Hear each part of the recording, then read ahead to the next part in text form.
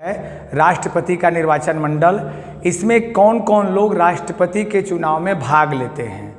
राष्ट्रपति के निर्वाचन मंडल में हम देखेंगे कि कौन कौन व्यक्ति, कौन कौन लोग आते हैं जो राष्ट्रपति के चुनाव में जो है भाग लेते हैं। तो राष्ट्रपति का आपको याद रखना है कि राष्ट्रपति का निर्वाचन मंडल अनुच्छेद 54, राष्ट्रपति का निर्वाचन मंडल अनुच्छेद 54 में क्या है, राष्ट्रपति का निर्वाचन मंडल। और निर्वाचन मंडल में कौन कौन लोग आते हैं तो हम इसको जो है ये देखेंगे।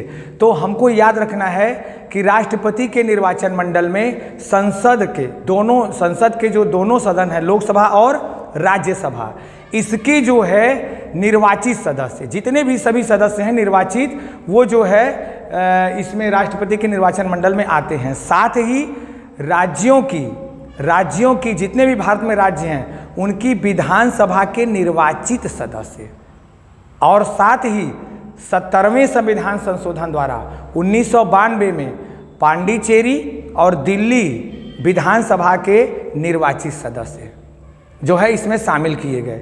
70वें संविधान संशोधन 1992 में जो है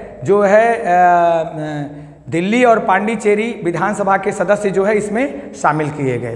तो अब हम सामान्य तौर पर समझते हैं कि राष्ट्रपति के निर्वाचन मंडल जो अनुच्छेद 54 में है, अनुच्छेद 54 में राष्ट्रपति का निर्वाचन मंडल है। और निर्वाचन मंडल में अगर आपसे सवाल पूछे कौन कौन आएगा तो आप क्या कहेंगे, आप कहेंगे संसद के दोनों सदनों के निर्वाचित सदस्य, यानी लोकसभा और राज्यसभा के सभी निर्वाचित सदस्य, प्लस राज्यों की, भारत के सभी राज्यों की विधानसभा के निर्वाचित सदस्य, और साथ ही जो है दिल्ली और पांडिचेरी विधानसभा के सभी निर्वाचित सदस्य। और हाल ही में जो है जम्मू कश्मीर राज्य की जो है विधानसभा को भी इसमें शामिल किया गया है। तो इस प्रकार हमने देखा कि जो है राष्ट्रपति के निर्वाचन मंडल जो अनुच्छेद 54 में जो है वर्णित है, इसमें जो है संसद के निर्वाचित सदस्य, राज्यों की विधानसभाओं के निर्वाचित सदस्य, दिल्ली, पांडिचेरी और जम्मू कश्मीर विधानसभा के निर्वाचित सदस्य शामिल होते हैं।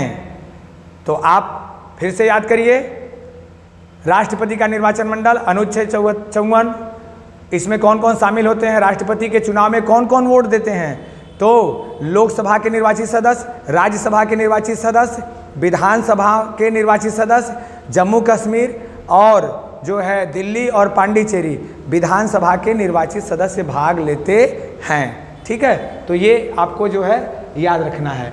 क्लियर। अब आते हैं राष्ट्रपति के निर्वाचन की रीति जो है, ये राष्ट्रपति के निर्वाचन की रीति अनुच्छेद 55 में दिया गया है। राष्ट्रपति के निर्वाचन की रीति किस में दिया गया है, अनुच्छेद 55 में। राष्ट्रपति के निर्वाचन की रीति अनुच्छेद 55, निर्वाचन 54, निर्वाचन मंडल 54, निर्वाचन मंडल 54, और निर्वाचन की रीति है जो है 55 में। अब हमारे देश में राष्ट्रपति का निर्वाचन कैसे होता है इसके विषय में देखा जाए तो जो है राष्ट्रपति का जो निर्वाचन होता है ये अप्रत्यक्ष, राष्ट्रपति का निर्वाचन अप्रत्यक्ष निर्वाचन प्रणाली और गुप्त मतदान द्वारा होता है। अब आपके दिमाग में पहला प्रश्न ये आया होगा, अप्रत्यक्ष निर्वाचन प्रणाली क्या है और गुप्त मतदान क्या है। तो अप्रत्यक्ष निर्वाचन प्रणाली का मतलब ये है कि क्या हम आप सभी लोग जो है राष्ट्रपति को वोट देते हैं, तो आपका उत्तर क्या होगा, नहीं। तो हम आप जो है कोई प्रत्यक्ष रूप से राष्ट्रपति को वोट नहीं देता। जैसे आप जो है सांसद को वोट देते हैं, विधायक को वोट देते हैं, प्रधान को वोट देते हैं प्रत्यक्ष रूप से, लेकिन जो है प्रत्यक्ष रूप से हम राष्ट्रपति के चुनाव में भाग नहीं लेते हैं। तो अप्रत्यक्ष निर्वाचन प्रणाली का तात्पर्य ये है कि हमारे चुने हुए प्रतिनिधि उसमें भाग लेते हैं। जैसे विधायक का चुनाव हम लोग करते हैं, सांसद का चुनाव हम लोग करते हैं, तो ये लोग जो है राष्ट्रपति के चुनाव में भाग लेते हैं। इसीलिए इसको जो है अप्रत्यक्ष निर्वाचन प्रणाली, हमारे चुने हुए जनता द्वारा चुने गए प्रतिनिधि जो है राष्ट्रपति के चुनाव में भाग लेते हैं, इसलिए राष्ट्रपति के चुनाव जो है कैसा है, तो अप्रत्यक्ष निर्वाचन प्रणाली। साथ ही यह गुप्त मतदान दिया जाता है। गुप्त मतदान प्रणाली है मतलब वोट को किसी को बताया नहीं जाता। गुप्त मतदान जो है अपना हर प्रत्येक सांसद जो है, जो निर्वाचित सांसद है, जो कि जो है वो जाएगा और गुप्त मतदान करता है। तो राष्ट्रपति का जो निर्वाचन की रीति जो है, निर्वाचन किस प्रकार होता है, उसमें अप्रत्यक्ष निर्वाचन प्रणाली और साथ ही गुप्त मतदान द्वारा। अब हम आते हैं राष्ट्रपति के निर्वाचन में जो है दो शब्द आते हैं, आनुपातिक प्रतिनिधित्व प्रणाली और एकल संक्रमणीय मत प्रणाली। आनुपातिक प्रतिनिधित्व प्रणाली और एकल संक्रमणीय मत प्रणाली, ये बड़ा ही जो है थोड़ा सा परेशान करने वाला चीज़ है, जो है समझ में नहीं आता है कि इसका वास्तव में क्या है। तो हम लोग इसको समझने का प्रयास करेंगे। आनुपातिक प्रतिनिधित्व प्रणाली का मतलब होता है कि जैसे आप सिंपल समझिए, एक आसान भाषा में आप समझिए कि भारत में अनेक राज्य हैं, कई राज्य हैं, ये वर्तमान में तो 28 राज्य हैं। तो भारत में जो राज्य हैं, किसी की जनसंख्या थोड़ी सी है और किसी की जनसंख्या बहुत ज़्यादा है। तो अब जिसकी जनसंख्या ज़्यादा है तो उसके मत का मूल्य भी तो ज़्यादा होगा। सांसद सीमित हैं, विधानसभा के सदस्य ज़्यादा हैं, 28 राज्य हैं तो वहाँ पर विधानसभा के सदस्य भी तो ज़्यादा हैं। सांसद कितने हैं? लोकसभा और राज्यसभा के सीमित सांसद हैं। तो जो है आनुपातिक प्रतिनिधित्व प्रणाली का तात्पर्य ये है कि इसका तात्पर्य है कि विधानसभा के, इसमें ये ध्यान रखा जाता है कि विधानसभा के सभी सदस्यों के मतों का मूल्य और सांसद के सभी मतों का मूल्य, देखिए ध्यान से, विधानसभा के सभी विधानसभा के निर्वाचित सदस्यों के मतों का मूल्य, कुल मतों का मूल्य, और संसद के सभी सदस्यों के कुल मतों का योग, ये दोनों आपस में बराबर हों। ये दोनों आपस में क्या हों? बराबर हों या समान हों। तो आनुपातिक प्रतिनिधित्व प्रणाली का तात्पर्य ये है कि जो है संसद के सभी निर्वाचित सांसदों का मत मूल्य का योग और विधानसभा के सभी जो है निर्वाचित सदस्यों के मतों के मूल्यों का योग आपस में बराबर है। यही है आनुपातिक प्रतिनिधित्व प्रणाली। साथ ही हम देखते हैं एकल संक्रमणीय मत प्रणाली। एकल संक्रमणीय मत प्रणाली का तात्पर्य समझने से पहले हम ये देखते हैं कि जैसे आप मतदान करते हैं, मैं मतदान करता हूँ, हम लोग सभी लोग मतदान करते हैं। तो मतदान के दौरान आप जाते हैं, मान लीजिए 5 कैंडिडेट खड़ा है, 5 उम्मीदवार है, आप किसी एक को मुहर मार के या एक के चुनाव चिन्ह पर बटन दबा के आ जाते हैं। लेकिन राष्ट्रपति के चुनाव में जो एकल संक्रमणीय मत प्रणाली है, यह जो है ये अलग है। अगर 4 कैंडिडेट खड़े हैं, 4 जो है कैंडिडेट अगर चुनाव लड़ रहे हैं तो आपको चारों को मत देना है, लेकिन उसमें वरीयता लिखना है।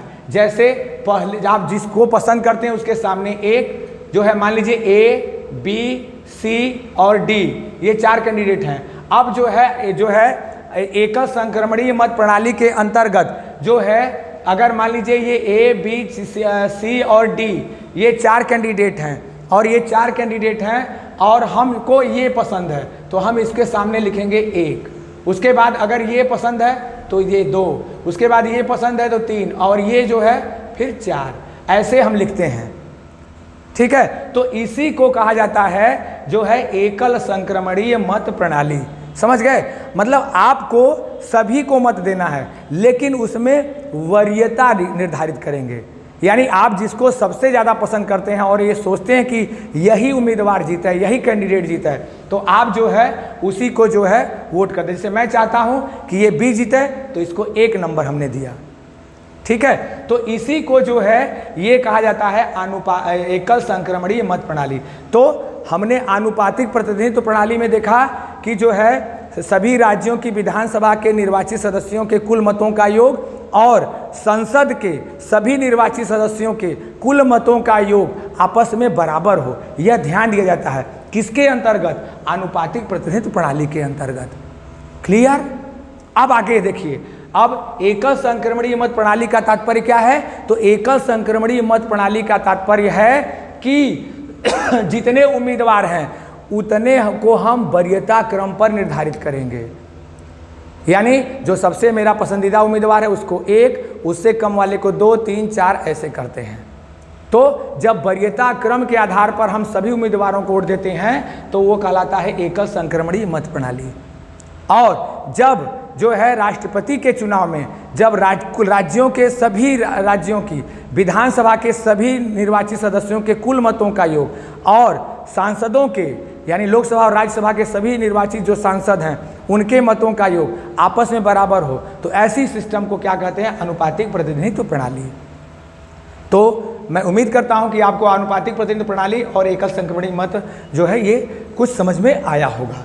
ठीक है, अब ध्यान रखना है हम लोगों को जो है ये ध्यान रखना है कि जो है जैसे आप देखते हैं कि भाई हमारे देश में जो है 28 राज्य हैं, 28 विधानसभा जो है, और साथ ही जो है हाँ एक चीज़ और याद रखना है आप लोगों को कि जो निर्वाचित के अलावा जो अन्य जो सांसद होते हैं, जैसे संसद में आपको पता है कि राज्यसभा में 12 सांसदों को नियुक्त करता है राष्ट्रपति और जो है लोकसभा में 2 सांसदों को, तो ये 14 जो सांसद राष्ट्रपति द्वारा नियुक्त होते हैं लोकसभा राज्यसभा में, ये मतदान नहीं करते हैं। साथ ही विधानसभा में राज्यपाल जो मनोनीत करता है वो भी मतदान में भाग नहीं लेते हैं। और साथ जैसे भारत में वर्तमान में 6 विधान परिषद राज्यों में विधान परिषद है, वो भी इस मतदान में भाग नहीं लेते हैं। अब हम देखते हैं कि जो है निर्वाचन में हम ये देखते हैं कि जैसे ये तो सीमित संख्या है, जैसे कुल विधानसभा सीट अगर जोड़ दिया जाए और जो है सदस्य को जोड़ दिया जाए और संसद के दोनों सदनों के जो है कुल निर्वाचित सदस्यों को जोड़ दिया जाए तो 1000 में आएंगे। लेकिन हम देखते हैं कि राष्ट्रपति के निर्वाचन में लाखों में काउंटिंग होता है। तो हमारे और आपके मन में ये प्रश्न उठता है कि ये लाख में कैसे आ जाते हैं? तो यहाँ पर जो है एक विधायक और एक सांसद, एक एमएलए और एक एमपी के मत का मूल्य निर्धारित किया जाता है कि अगर एक विधायक वोट देगा राष्ट्रपति के चुनाव में तो उसके मत की कितनी गणना की जाएगी, और एक सांसद अगर अपना वोट राष्ट्रपति के इलेक्शन में देगा तो उसके मत की कितनी गणना की जाएगी। उसके लिए हम देखते हैं, देखिए ध्यान से, जो है हम देखते हैं कि जो है मतगणना जो है में जो है राष्ट्रपति की मतगणना से पहले हम लोग देखते हैं कि विधानसभा के जो सदस्य के एक सदस्य का मत मूल्य कितना होता है। तो विधानसभा के एक सदस्य का मत मूल्य देखने के लिए उस राज्य की कुल जनसंख्या में जो है हम जो है उस विधानसभा के कुल निर्वाचित सदस्यों का भाग देते हैं, साथ ही 1000 का गुणा करते हैं उसमें। ठीक है, तो जो है राज्य के एक एमएलए यानी एक विधानसभा सदस्य के मत का मूल्य, एक मत का मूल्य कितना होगा? तो उस राज्य की कुल जनसंख्या बटे उस राज्य की विधानसभा की संख्या, विधानसभा के सदस्यों की संख्या अगुणित 1000।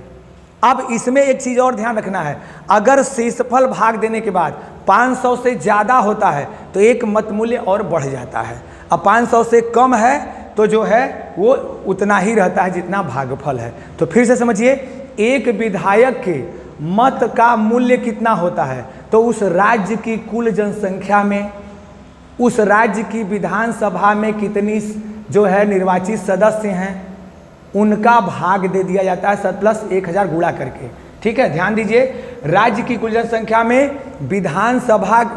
राज्य की कुल जनसंख्या बटे विधानसभा के कुल निर्वाचित सदस्य अगुणित 1000। साथ ही अब हम देखते हैं कि जो है एक सांसद का मत मूल्य कितना होता है। एक सांसद का मत मूल्य कितना होता है? तो जो है भारत के सभी राज्यों की विधानसभा के निर्वाचित सदस्यों के मत मूल्यों का योग। अब आइए, जैसे फिर से समझिए, इस बात को आप समझ लीजिए, हमेशा के लिए अपने मन में बैठा लीजिए। जैसे विधानसभा का सदस्य जो है उसके एक मत का मूल्य कितना होगा? तो उस राज्य की जनसंख्या में उस राज्य की जनसंख्या बटे उस राज्य की विधानसभा के निर्वाचित सदस्य गुणित 1000। इसको ध्यान से देख लीजिए। ठीक है, अब एक सांसद का, चाहे वो राज्यसभा का हो चाहे लोकसभा का, जो निर्वाचित है, तो एक निर्वाचित सांसद के मत का मूल्य कितना होता है? तो जो है सभी राज्यों की विधानसभा के निर्वाचित सदस्यों के कुल मत मतलब भारत में जितनी विधानसभा के निर्वाचित सदस्य हैं उनके कुल मतों को जोड़ दिया जाता है, अब बटे जो है संसद के कुल निर्वाचित सदस्य, यानी बटे में लोकसभा और राज्यसभा के सभी निर्वाचित सदस्यों का भाग दे दिया जाता है। तो इस प्रकार जो है एक सांसद का मत मूल्य निर्धारित होता है। हम लोग फिर से एक बार देख लीजिए, मैं चाहता हूं आपको इसी जगह इसी वक्त याद हो जाए। तो विधानसभा के जो है विधानसभा के एक सदस्य के मत का मूल्य कितना होता है, तो उस राज्य की कुल जनसंख्या बटे विधानसभा के निर्वाचित सदस्य अगुणिते 1000। ठीक, और एक सांसद के मत का मूल्य कितना होता है, तो भारत के सभी राज्यों की या भारत के सभी राज्यों की विधानसभा के जो है सदस्यों के कुल मतों का योग अब बटे जो है सभी निर्वाचित सांसदों की संख्या, सभी निर्वाचित सांसदों की संख्या। ठीक है, तो ये राष्ट्रपति के चुनाव में एक सांसद और एक जो है विधायक के मत मूल्य का जो है मत मूल्य कितना होता है, इसके माध्यम से हमने देखा। अब राष्ट्रपति का चुनाव हो गया, ठीक है, राष्ट्रपति का चुनाव हो गया, अब मतगणना होती है। तो भारत का राष्ट्रपति वही व्यक्ति हो सकता है, जैसे आप जो है देखते हैं कि जो है एमएलए के चुनाव में, एमपी के चुनाव में जो सबसे ज़्यादा मत पा जाता है, जैसे मान लीजिए 100 वोट है और 60 वोट पड़ा, अब उसमें जो है 31 वोट जो पा गया वो जीत जाता है। लेकिन राष्ट्रपति के चुनाव में ऐसा नहीं है, राष्ट्रपति का चुनाव थोड़ा सा अलग है। राष्ट्रपति के चुनाव में मतगणना के बाद वही व्यक्ति राष्ट्रपति बनेगा जिसे कुल वैध मत, यानी कुल वैध मत जितने हैं उसको कम से कम 50% से अधिक मत प्राप्त हो। पहला कंडीशन ध्यान दीजिएगा, राष्ट्रपति के चुनाव में जो मतगणना होती है तो मतगणना में कुल वैध मतों का 50% से जो मत अधिक पाएगा कैंडिडेट, जो उम्मीदवार कुल वैध मतों का 50% से अधिक पाएगा वही उम्मीदवार विजयी होगा और वही भारत का राष्ट्रपति होगा। क्लियर। और साथ ही इसे ही कहा जाता है न्यूनतम कोटा। इसे क्या कहा जाता है? न्यूनतम कोटा। तो आपको फिर से याद करना है कि राष्ट्रपति के चुनाव में जो है जब चुनाव हो गया, जब मतगणना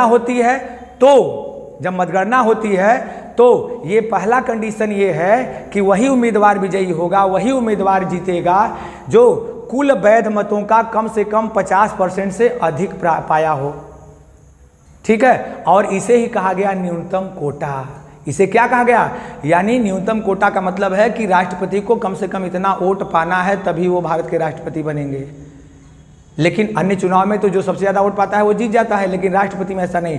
आप सबसे ज़्यादा पाने के बाद राष्ट्रपति के उम्मीदवार में, राष्ट्रपति के उम्मीदवारों में जो सबसे ज़्यादा वोट पाएगा, साथ ही कुल वैध मत का कम से कम 50% से अधिक वोट पाएगा, वही भारत का जो है राष्ट्रपति बनेगा। साथ ही अब जो है दूसरी गणना ये ध्यान देती है, जब हम जो है राष्ट्रपति के चुनाव में जब काउंटिंग होती है, जब मतगणना होती है, तो इसमें प्रथम वरीयता को सबसे पहले ध्यान दिया जाता है।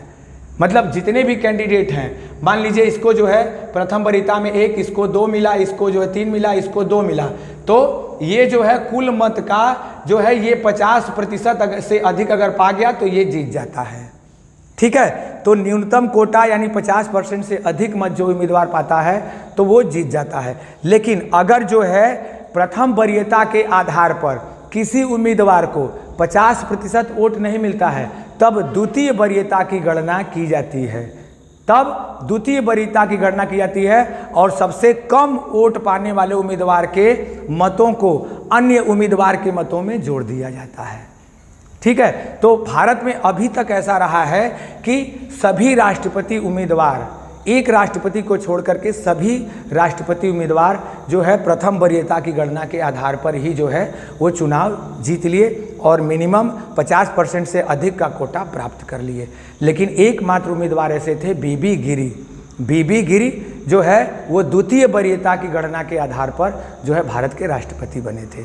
जो है प्रथम वरीयता की गणना के आधार पर उनको 50% से अधिक वोट नहीं हासिल हुआ था, इसलिए द्वितीय चक्र की मतगणना जो है कराई गई। इसके आधार पर जो है फिर उनको सफल जो है घोषित किया गया और वो भारत के राष्ट्रपति बने।